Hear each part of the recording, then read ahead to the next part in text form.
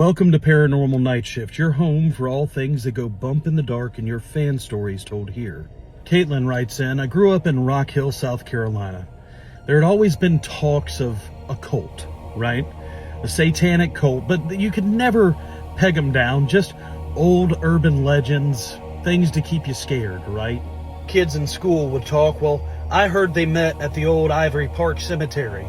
No, that's not where they meet. They meet at the old abandoned hotel. No, they meet in the Whistly house. Nobody knew where they were, and it didn't seem like the cops or the news was all too terribly interested in the stories anyway. But we all knew that they existed. Every now and then you'd even see them in town. But you could tell that it was them because they wore this red lapel pin.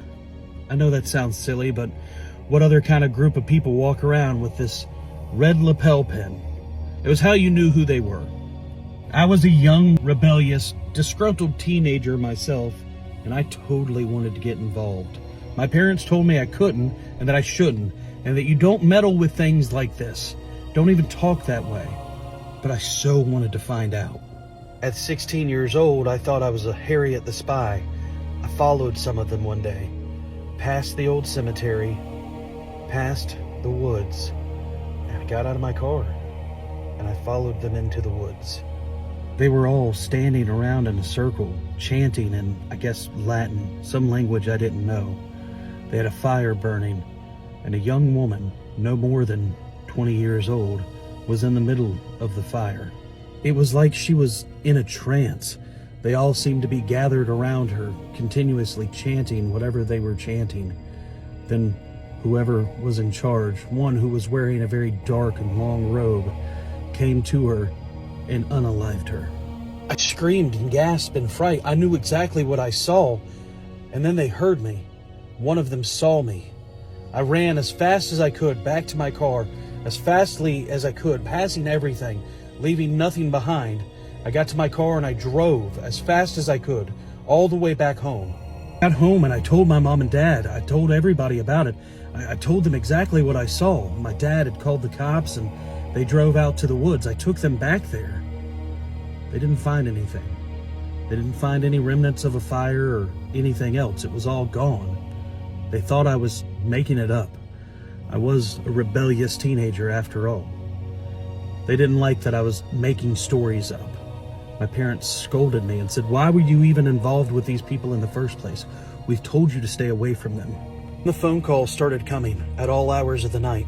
The phone would ring and my father or mother would answer it. We're looking for Caitlin. Where is Caitlin? We will find her. You cannot keep her safe.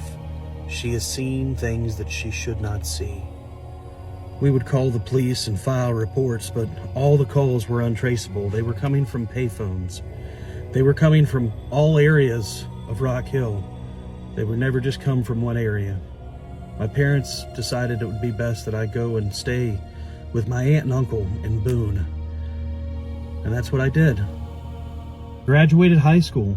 I went to college. It had all been 15 years. I never had any more paranormal or harassing phone calls. Nothing like that. It all just seemed to end. Me and my fiance went home for the first time in forever. Went and stayed the night at my parents' house. It was a horrible, horrible idea.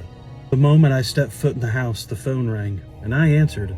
It had been 15 years. We didn't think anything about it. I picked the phone up and put the receiver to my ear.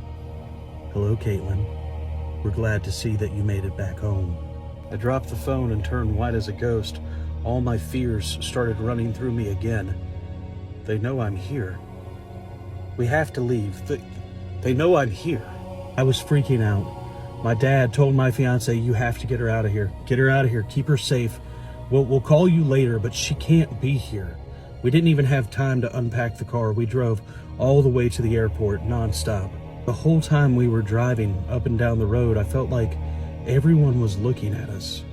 Like everyone was there that was just staring at us. Everything felt so uncomfortable. We get to the airport and the valet looks at us strangely. Don't let him near the car. He could be one of them. Don't let him near the car. Relax. Calm down. It's okay. I'm here. I'm not going to let anything happen to you. We get out of the car and my fiance almost faints. I've never seen him act that way. He's screaming at me now, get out of the car. We have to get out of the car. Go, get out of the car. I step and I see the hood of the car. The hood of the car is painted with my name on it. It's good to see you again, Caitlin. I love a good story that leaves you on a cliffhanger, and that's the way this one was left to us. If you have a story, please send it in to Paranormal Nightshift, and I hope you enjoyed.